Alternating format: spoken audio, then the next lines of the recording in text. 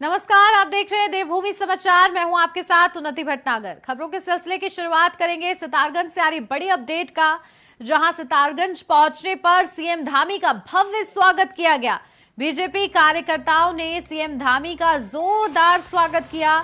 तो वहीं सीएम करेंगे ऐतिहासिक सिरसा सड़क का उद्घाटन, जहां शक्ति फॉर्म में विशाल जनसभा को संबोधित भी करेंगे सीएम धामी। तो ये बड़ी अपडेट सितारगंज से सामने आ रही है, आप तक पहुंचा दें। जहां सितारगंज पहुंचने पर सीएम धामी का भव्य स्वागत किया है बीजेपी के कार्यकर्ताओं की तरफ से। पहले से ही तैयारी की गई थी और उसी के चलते ये भव्य स्वागत वहां पर देखने को मिला। जैसे ही सीएम धामी सितारगंज पहुंचे, उनका भव्य स्वागत हुआ। अब आपको बता दें कि सीएम ऐतिहासिक सिरसा सड़क का उद्घाटन करेंगे, साथ ही साथ शक्ति फार्म में विशाल जनसभा को संबोधित भी करेंगे।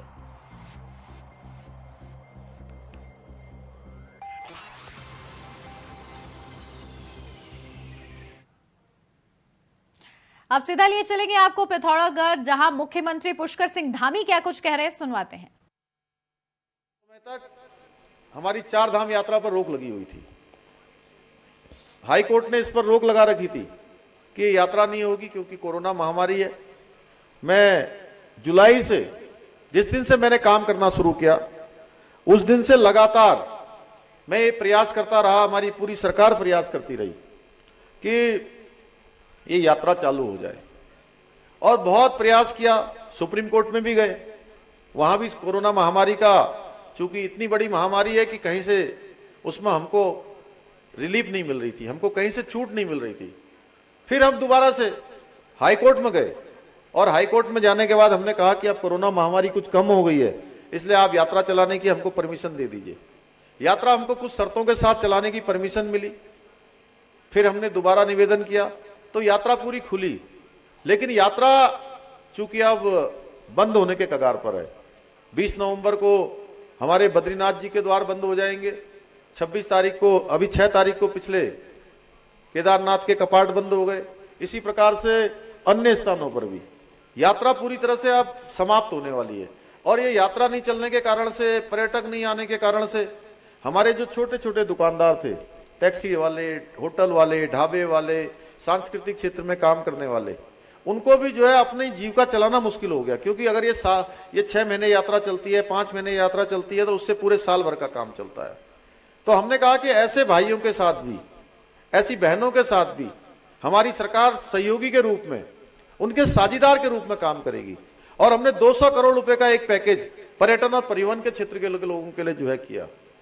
और मुझे खुशी है कि मैं जहां भी गया, मैं एक बार टेहरी गया, टेहरी जनपद में गया, तो वहां के लोग आए और वो बोले कि हम आपका धन्यवाद करना चाहते हैं कि आपने जो हमारा परिवहन क्षेत्र के लिए, पर्यटन क्षेत्र के लिए जो पैकेज घोषित किया था, उसका पैसा सीधे डीबीटी के माध्यम से हमारे खातों में आना शुरू हो गया है।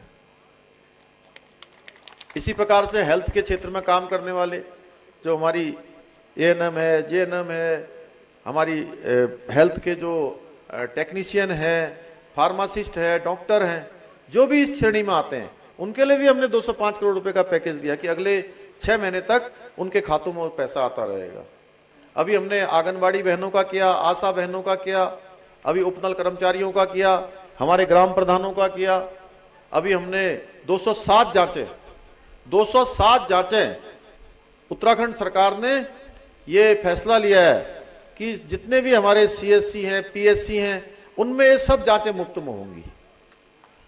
तो ऐसे बहुत सारे काम अभी हम नई खेल नीति लाने वाले हैं हमारे बच्चों के भविष्य के लिए, कि उन बच्चों को आगे आकर खेलने जाने के लिए, किसी गरीब बच्चे के अंदर अगर प्रतिभा है, उसके अंदर आगे बढ़ने का जज्बा है, तो केवल और केवल माँ बाप की आर्थिक तंगी के कारण से वो बच्चा इनसे वंचित न रहे।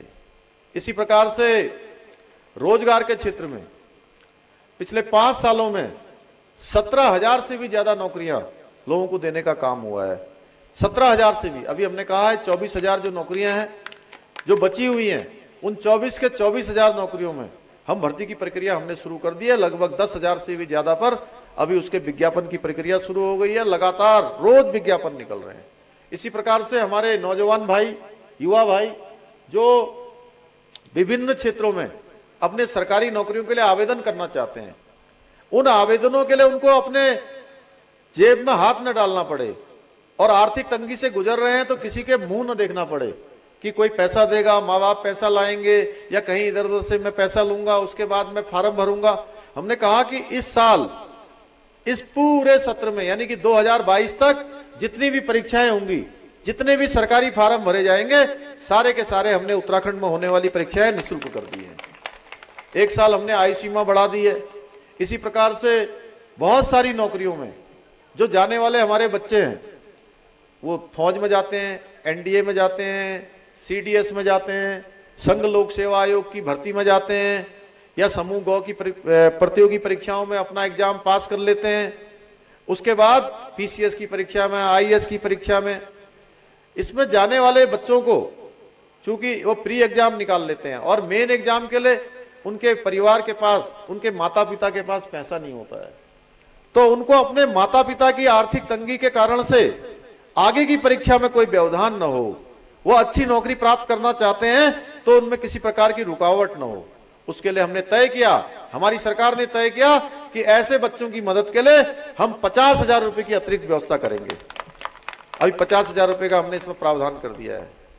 अभी हमने,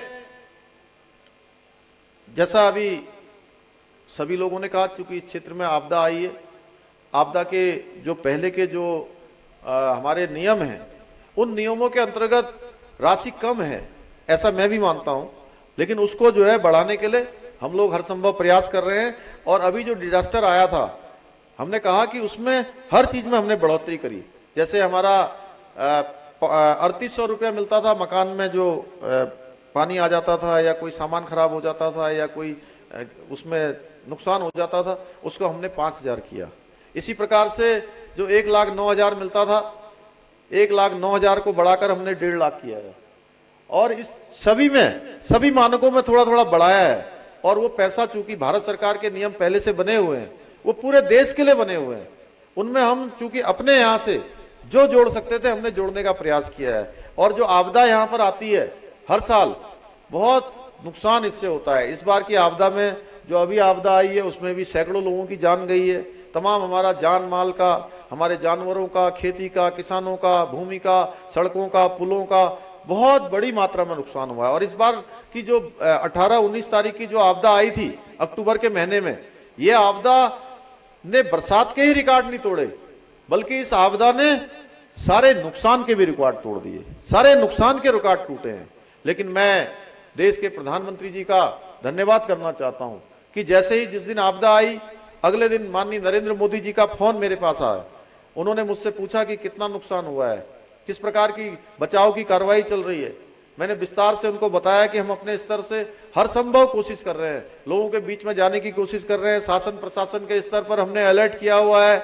हमने 4 धाम में जितने यात्री आए हैं, पूरे यात्रियों को कह दिया है कि 1 दिन की यात्रा रोक दें। स्कूल कॉलेज हमने सब बंद करवा दिए हैं। हमारा सारा प्रशासन अलर्ट मोड में है। लेकिन यहाँ पर चूंकि बहुत सारी जगह पर बहुत सारे लोग फंस गए, तो उनको निकालना है। और उनको निकालने के लिए सामान्य हेलीकॉप्टर यहाँ पर निकाल नहीं पा रहे। जो आपदा में हमने आपके यहाँ भी लगाए थे, वो हेलीकॉप्टरों से काम नहीं चल रहा है। तो मैं आपसे अनुरोध करता हूं कि आप यहाँ पर सेना के हेलीकॉप्टर भेज दिए। प्रधानमंत्री जी ने 2 घंटे के अंदर 3 हेलीकॉप्टर यहाँ पर भेज दिए, जिसके कारण से हमने लगभग 500 लोगों की जान बचाने का काम उन हेलीकॉप्टरों से, 500 से भी ज्यादा लोगों का। अगले दिन गृह मंत्री जी आए, पूरे दिन भर गृह मंत्री जी ने पूरे उत्तराखंड का सर्वेक्षण किया, पूरी यहाँ पर बैठक की। उनसे मैंने अनुरोध किया कि हर वर्ष यहाँ पर आपदा आती है, हर साल हमारे यहाँ पर भूस्खलन हो जाता है, हर साल जलवायु इस प्रकार की है, यहाँ की भौगोलिक परिस्थिति इतनी कठिन है कि हम जानते हैं एलागाड़ जुम्मा में किस प्रकार की परेशानी है। अन्य वहां पर अभी तक गुंजी तक का मार्ग हमारा खुल नहीं पाया है। तमाम जो तोक है हमारे, अभी तो खबरों के सिलसिले में बढ़ते हैं आगे और अगली खबर, जहां उत्तराखंड का पर्व इगास मनाने के लिए राज्यसभा सांसद अनिल बलूनी पौड़ी के अपने पैतृक गांव नकोट पहुंचे, जहां गांव के लोगों ने अनिल बलूनी का स्वागत किया है। तो इगास मनाने अपने पैतृक गांव पहुंचे हैं अनिल बलूनी, जहां पर ग्रामीणों ने बलूनी का जोरदार स्वागत किया है। राज्यसभा सांसद है अनिल बलूनी और इस दौरान वो इगास मनाने अपने पैतृक गांव पहुंचे हैं। पौड़ी के नकोट पहुंचे, जहां पर राज्यसभा सांसद बलूनी का गांव के लोगों ने जोरदार स्वागत किया है।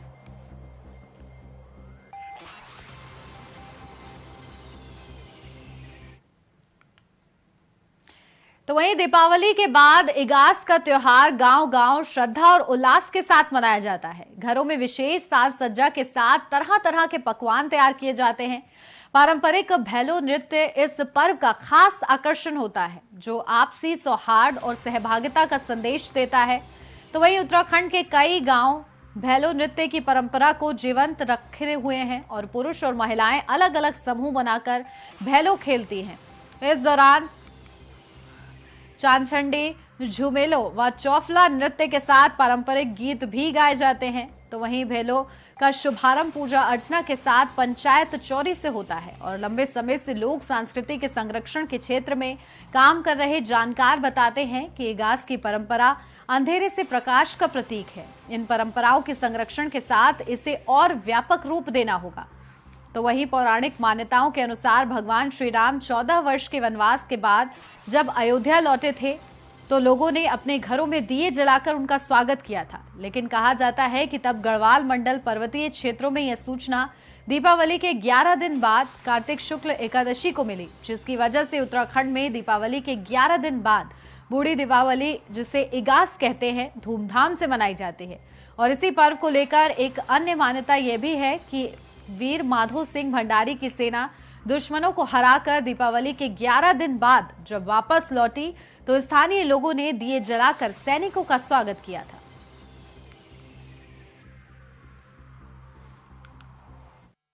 पर्व आज से नहीं, सतयुग से चली आ रही परंपरा है।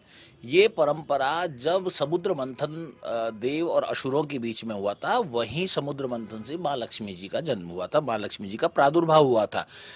उस दीपावली के दिन से और एकादशी के मध्य, यानी आज एकादशी, इस प्रबोधनी एकादशी के दिन लक्ष्मी और नारायण का विवाह हुआ था। बड़े समझने की बात है, सतयुग से चली आ रही परंपरा ये पहाड़ में पहले भी बहुत अच्छे से मनाई जाती थी। आप सभी को इगास पर्व की ढेर सारी शुभकामनाएं। और जैसे कि हम सब अपने पूर्व में इन त्योहारों को भूल गए थे, लेकिन माननीय सांसद हमारे अनिल बलूनी जी ने जो पहल की है कि हम इगास गांव में मनाएं, और लगातार 3 साल से इस इगास पर्व को हम धूमधाम से मना रहे हैं। और निश्चित तौर पर उत्तराखंड में अलग जगह है कि हमें अपने जो पर्व हैं वो घर में मनाने चाहिए। रुक करेंगे उत्तराखंड के सल्ट से अगली खबर का, जहां इलाके में एक वीडियो वायरल हो रहा है जिसमें सल्ट विधायक महेश जीना के गनर को लोगों को धमकाते हुए देखा जा सकता है। वीडियो में विधायक का गनर खुद को अपराधी बताते हुए लोगों को धमकाते हुए दिखाई दे रहा है। तो वहीं इस मामले में इस क्षेत्र के पूर्व जिला पंचायत सदस्य नारायण सिंह रावत ने घटना की निंदा करते हुए कहा है कि गनर के इस हरकत के बाद से इलाके में भय का माहौल है। फिलहाल उन्होंने सरकार व प्रशासन से गनर के खिलाफ कार्रवाई करने के साथ ही विधायक के खिलाफ भी कार्रवाई करने की मांग की है। तो सल्ट विधायक के गनर पर यह आरोप लग रहा है, जो वीडियो हम आपको दिखा रहे थे जिसमें गनर साफ तौर से लोगों को धमकाता नजर आ रहा है। गनर की हरकत से इलाके में अब खौफ का माहौल है। तो वहीं धमकी भरा वीडियो ये सोशल मीडिया पर काफी वायरल हो रहा है। सल्ट विधायक माननीय महेश जीना जी के साथ जो उत्तराखंड सरकार ने गनर दिया है, पुलिस वाला सिक्योरिटी गार्ड के लिए दिया है, उन्होंने 28 तारीख को ग्रीस कोटनाला के साथ मारपीट करी भाकुड़ा सालदे ब्लॉक में। और मारपीट करते करते उन्होंने ये कहा है कि मैं 302 के मर्डर में मुरादाबाद जेल रहा हूं, मैं मुरादाबाद का रहने वाला हूं, मैं यहाँ ऐसी नौकरी नहीं कर रहा हूं। तो मेरा आईजी, डीआईजी और उत्तराखंड सरकार से निवेदन है कि आपने इस व्यक्ति की नियुक्ति कैसे कर दी है, और आज एक विधायक के साथ एक ऐसा गनर आपने क्यों भेज दिया है कि जिस गनर ने जनता के साथ, विधायक के साथ लोगों का तालमेल बनाने का कार्यक्रम करना था। तो सल्ट से ये खबर, जहां विधायक के गनर का ये वीडियो वायरल हो रहा है जिसमें साफ तौर से वो धमकाते नजर आ रहे हैं, जहां विधायक महेश जीना के गनर को लोगों को धमकाते हुए साफ देखा जा सकता है इस वीडियो में जो हम आपको दिखा रहे हैं। तो वहीं वीडियो में विधायक का गनर खुद को अपराधी बताते हुए लोगों को धमकाते हुए दिखाई दे रहा है। तो वहीं इस मामले में इस क्षेत्र के पूर्व जिला पंचायत सदस्य नारायण सिंह रावत ने घटना की निंदा की है। साथ ही गनर के इस हरकत के बाद से इलाके में अब भय का माहौल है, लोग डरे सहमे से हैं। तो वहीं उन्होंने सरकार व प्रशासन से गनर के खिलाफ कार्रवाई करने की मांग की है। साथ ही विधायक के खिलाफ भी कार्रवाई करने की मांग की है। जिस विधायक के ये गनर हैं उनके खिलाफ भी कार्रवाई की जाए, इस तरह की मांग अब जोरों पर है। जहां सल्ट के विधायक के गनर पर यह आरोप लग रहा है, जिसका वीडियो हम आपको दिखा रहे हैं, किस तरह से वो लोगों को धमकाते हुए नजर आ रहा है, जबकि इन्हें सुरक्षा के लिए रखा जाता है और बावजूद इसके ये इस तरह से अपनी तानाशाही दिखाता ये गनर नजर आ रहा है। जहां गनर की हरकत से अब इलाके में खौफ का माहौल देखने को मिला है, तो वहीं धमकी भरा ये वीडियो सोशल मीडिया पर तेजी के साथ वायरल हो रहा है। फिलहाल इस वीडियो पर कार्रवाई की मांग भी जोरों पर है, जहां लगातार ये मांग की जा रही है कि इस गनर के खिलाफ कार्रवाई की जाए।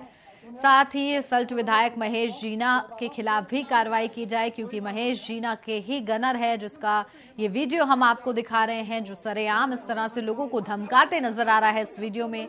जहां अपराध अपने आप को अपराधी बताते हुए इस तरह का धमकी भरा ये वीडियो, तो वहीं मारपीट करने की कोशिश भी की जा रही है गनर की तरफ से। खुद की तानाशाही ये दिखा रहा है गनर, तो वहीं इसका वीडियो सोशल मीडिया पर तेजी के साथ वायरल हो रहा है। तो बताते चलें कि इस मामले में इस क्षेत्र के पूर्व जिला पंचायत सदस्य नारायण सिंह रावत ने ऐतराज जताया है और इस घटना की निंदा की है।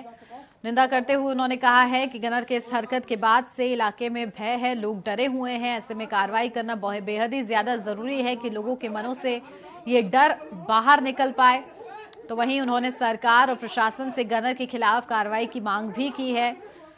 साथ ही विधायक के खिलाफ भी कार्रवाई करने की मांग की गई है।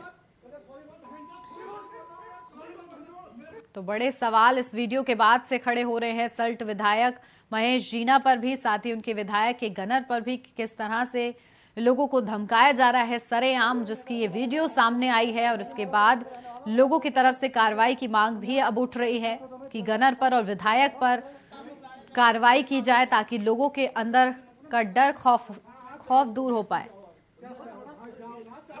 खबर पर ज्यादा अपडेट देंगे हमारे संवाददाता रोहित गोस्वामी हमारे साथ जुड़ गए हैं। रोहित, क्या ये पूरा मामला जो सामने आया है जिसमें महेश जीना के गनर धमकाता हुआ नजर आ रहा है, क्या कुछ जानकारी है, क्या कुछ सत्यता है इस मामले में? उन्नति जी, मैं आपको बताऊं कि 28 तारीख की ये घटना है और जो भाजपा के नेता है गिरीश कोटनाला और जो विधायक सल्ट थे, इनके बीच हाथापाई हुई थी और उस समय मामला गरमाया भी था। और उसको लेके जो है अब जो है ये वीडियो जो है उस घटना का वीडियो जो है कल से जो है वायरल हो रहा है सोशल मीडिया पर। उसमें जो विधायक की सुरक्षा के जो गनर है वो खुलेआम गिरीश कोटनाला को मार रहे हैं और धमकी दे रहे हैं कि मैं 302 का अपराधी हूँ और जो है कई लोगों को मैंने डराया धमकाया भी। तो इस तरीके से जब से ये सोशल मीडिया पे ये वीडियो वायरल हो रहा है, लोगों में दहशत का माहौल भी है। और जो पूर्व जिला पंचायत सदस्य है नारायण सिंह रावत, उन्होंने सरकार से विधायक के खिलाफ और उनके गनर के खिलाफ जो है एक शिकायत भी दी है कि इनके खिलाफ कार्रवाई की जाए। जी, वीडियो पर अब किस तरह से संज्ञान लिया जा रहा है रोहित? जी देखिए, अब इन्होंने शिकायती पत्र, जो पूर्व जिला पंचायत सदस्य है उन्होंने शिकायती पत्र भेजा है। अब इसमें सरकार किस तरीके का कदम उठाती है कि और गनर के खिलाफ क्या कार्रवाई करती है, ये देखने वाली बात होगी। जी, इससे पहले ये मामला पुलिस प्रशासन की नजर में नहीं था? जी मैं आपको बताऊं कि पुलिस प्रशासन की नजर में ये मामला नहीं था, क्योंकि ये जो वीडियो है वो कल से ही वायरल हो रहा है सोशल मीडिया पर और काफी चर्चा का ये विषय बना हुआ है कि एक विधायक का जो गनर है वो विधायक की सुरक्षा के लिए होता है, ताकि जनता के साथ मारपीट करने के लिए नहीं होता है। और इससे भी तमाम सवाल जो है ग्रामीण उठा रहे हैं। और जो जिला पंचायत सदस्य है पूर्व के नारायण सिंह रावत, उनका भी साफ तौर पे कहना है कि जो विधायक की सुरक्षा के लिए गनर होता है, ना कि लोगों को मारपीट नहीं करने के लिए गनर इनको दिए जाते हैं। जी चलिए, बहुत शुक्रिया रोहित आपका तमाम अहम जानकारी के लिए। तो वहीं लक्सर से अगली खबर, जहां लक्सर विधायक संजय गुप्ता के गनर पर व्यापारी व व्यापार मंडल के महामंत्री से अभद्रता का आरोप लगा है। तो पुलिस को दिए गए शिकायत पत्र में व्यापार मंडल के महामंत्री आशीष कुमार अग्रवाल आरोप लगाया है उन्होंने कि वे व्यापार मंडल के अध्यक्ष मनोज वर्मा के साथ लक्सर के विधायक संजय गुप्ता अस्पताल गए थे, जहां विधायक संजय गुप्ता का गनर नरेंद्र राणा इनसे बदतमीजी व गाली गलौज करने लगा। तो वहीं गनर जब शराब के नशे में मारपीट करने लगा तो मौके पर मौजूद लोगों ने बीच बचाव किया है। डॉक्टर विनाश के यहाँ से करीब 9:45 करीब 8:45 की बात है। तो ये बात कर रहे थे अपन विधायक जी से, और भी वहाँ 3-4 जने थे, वो साइड में खड़े थे, मैं अलग खड़ा था। इतने में इनका जो विधायक जी उनका गन्ना लगता है नरेंद्र सिंह राणा, वो फुल दारू के नशे में जहाज में था। मेरे साथ उन्होंने बदतमीजी करी, मुझे गाली गलौज करी, मेरे साथ मुझे मारने तक कुछ चढ़ गया। और जो वहाँ 4-5 जने थे उन्होंने बहुत मुश्किल मुझे बचाया, अन्य वो मेरे पूरा मारने को तैयार हो रहा था। तो वहीं 2022 के विधानसभा चुनाव को देखते हुए कांग्रेस ने सरकार के खिलाफ अपने आंदोलन को और तेज कर दिया है। इसके लिए कांग्रेस ने व्यापार योजना बनाई है। इसके तहत कांग्रेस जन जागरण अभियान शुरू किया है, जो कि 29 नवंबर तक चलेगा। तो वहीं इस दौरान कांग्रेस नेता कार्यकर्ता पदयात्रा करेंगे। इसके साथ कार्यकर्ता श्रमदान सफाई अभियान भी चलाएंगे। इस दौरान पार्टी के सभी नेता और कार्यकर्ता गांधी टोपी पहनेंगे। तो वहीं कांग्रेस ने सदस्यता अभियान को लेकर नंबर जारी किया है। तो वहीं महंगाई पर सरकार को घेरने के लिए पैम्पलेट भी जारी किए गए हैं। और इस मौके पर हरीश रावत ने केंद्र सरकार को आड़े हाथों लेते हुए कहा है कि सरकार के महंगाई और जनता की समस्याओं को लेकर कोई जवाब नहीं है और उत्तराखंड की जनता इस बार सबक सिखाएगी। इस मौके पर हरीश रावत ने लोगों को इगास की बधाई देने के साथ ही गढ़वाल के जौनसार बावर क्षेत्र में मनाए जाने वाले मगसिर त्योहार पर अवकाश देने की भी मांग की है। कि एक तो हम पदयात्रा करते हुए घर घर तक पहुंचने का काम कर रहे हैं, जो मैंने आपसे कहा कि हम जन जन की नब्ज टटोलेंगे महंगाई के मुद्दे पर। उसमें हम ये पैम्फलेट देंगे, जिस पैम्फलेट में जानकारी है जो मोदी सरकार पूरी तरीके से विफल रही है, चाहे पेट्रोल डीजल की बात हो, 100 के पार पहुंचने की, एलपीजी सिलेंडर के 1000 रुपये होने की, किसानों के जीवन की, हम सभी के घर परिवार के बजट के बिगड़ने की, वो सब उसमें चर्चा है। दूसरी तरफ उसमें एक क्वेश्चनर है, एक सवाल जवाब है, ताकि लोग 2 मिनट रुककर पढ़ें और सोचें कि किस तरह से महंगाई उनके जीवन को प्रभावित करती है। इगास हमारी बूढ़ी दिवाली परंपरागत रूप से मनाई जाती है, वर्षों से मनाई जाती है, तो उसके अवसर पर हम बहुत बहुत बधाई देते हैं, शुभकामनाएं देते हैं। और इसी के साथ देवभूमि समाचार में बस इतना ही। देश और दुनिया की तमाम अहम खबरों के लिए आप देखते रहिए इंडिया वॉइस।